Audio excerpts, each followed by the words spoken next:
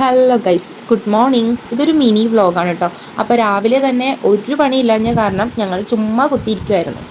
അപ്പോഴാണ് ദർശുവിൻ്റെ മുടി വെട്ടാൻ പോയാലോ എന്ന് ആലോചിച്ചത് കേട്ടോ. അപ്പോൾ എൻ്റെ ചേച്ചിയുടെ കൊച്ചിൻ്റെ വീഡിയോസ് കണ്ടിരിക്കുക കേട്ടോ. അത് കണ്ടാൽ അവൻ പിന്നെ ഫോൺ തരത്തേ ഇല്ല കേട്ടോ നമ്മുടെ കയ്യിലോട്ട്. അപ്പോൾ അങ്ങനെ നമ്മൾ നേരെ പോകുന്നത് മുടി വെട്ടാനായിട്ടാണ് കേട്ടോ. അവൻ്റെ മുടി കുറച്ച് വളർന്നിട്ടുണ്ടായിരുന്നു. അപ്പോൾ അത് കാരണം നമ്മൾ പൂച്ചാക്കൽ തന്നെ ഒരു കടയിൽ പോയിട്ട് നമ്മൾ മുടി വെട്ടുവാണ് കേട്ടോ. അപ്പോൾ കുഴപ്പമില്ലാണ്ട് പുള്ളി ഇരുന്നു കേട്ടോ. അവൻ്റെ മുടി വെട്ടാനായിട്ട് അവനെ കയറ്റിയിരുത്തി. പിന്നെ ഇരിക്കുന്ന കുട്ടി നല്ല കരച്ചിലായിരുന്നു. അത് കണ്ടപ്പോൾ നമ്മൾ കരുതി ഇവൻ അലമ്പായിരിക്കുന്നു. പക്ഷെ കുഴപ്പമൊന്നുമില്ലായിരുന്നു. ദർശൻ നല്ലതുപോലെ ഇരുന്ന് കൊടുത്തു കേട്ടോ മുടി വെട്ടാനായിട്ട്. പിന്നെ നമ്മൾ എപ്പോൾ പോയാലും അവിടെ തന്നെ അടുത്ത് തന്നെ ഒരു കടയുണ്ട് കേട്ടോ.